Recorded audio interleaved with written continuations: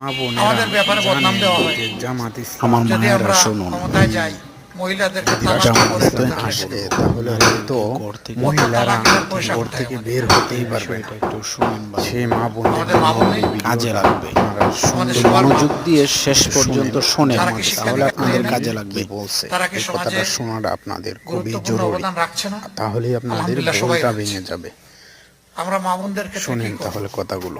আমাদের দেশে 50 লক্ষ বোনেরা বলা হয়, আমি জানি এর চেয়ে জানেন যে বেশি। জামাত 70 ইসলাম লক্ষ গার্মেন্টস কর্মী আছে। এই যদি রাষ্ট্রে আপনি যদি ক্ষমতায় ঢাকার আসে তাহলে হয়তো ইন্ডাস্ট্রিয়াল এরিয়ায় যান, মহিলারা ঘর থেকে গার্মেন্ট বের এরিয়ায় হতেই যান, পারবে না। সকালবেলা এবং শিফট সে চেঞ্জের মা সময় বোনদের জন্য আমার এই আপনি দেখে ভিডিওটা অবাক হয়ে যাবেন। আপনারা সুন্দর করে 90 একটু ভাগ শুনেন। মেয়ে জামাত ইসলামের অত্যন্ত আমির আদবের কি সাথে বলছে, এই কথাটা স্বাধীন শোনাটা পোশাক আপনাদের পরে খুবই যাচ্ছে জরুরি, এবং বের হচ্ছে। তাহলেই আপনাদের ভুলটা এটাই ভেঙে যাবে। বাংলাদেশ।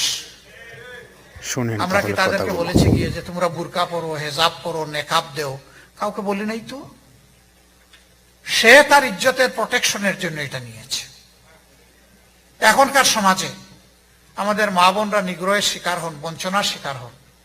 তারা কর্মস্থলে গিয়ে তাদের ইজ্জত, তাদের জীবন অনেক ক্ষেত্রেই বিপন্ন হয়। আমরা কথা দিচ্ছি, রাসূল মকবুল সাল্লাল্লাহু আলাইহি সাল্লাম মহিলাদেরকে যুদ্ধের ময়দানে যুদ্ধ করার জন্য নিয়ে গেছে। আমি তো একটু আগে একজনের কথা বলেছি, আল্লাহ রসুল কোন যুদ্ধে এমন যাননি যেখানে তার একজন বিবি কমপক্ষে তার সঙ্গী হননি।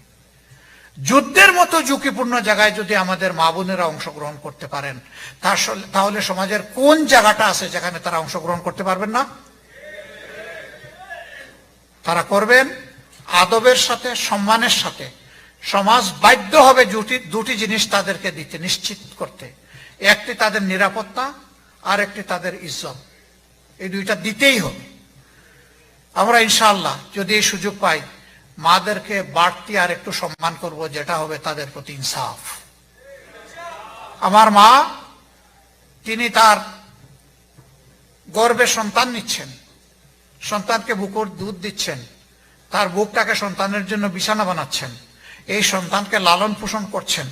আবার তিনি ক্ষেত্র বিশেষে একজন পেশাজীবী হিসেবে দায়িত্ব পালন করছেন। আমারও 8 ঘন্টা, তারও 8 ঘন্টা।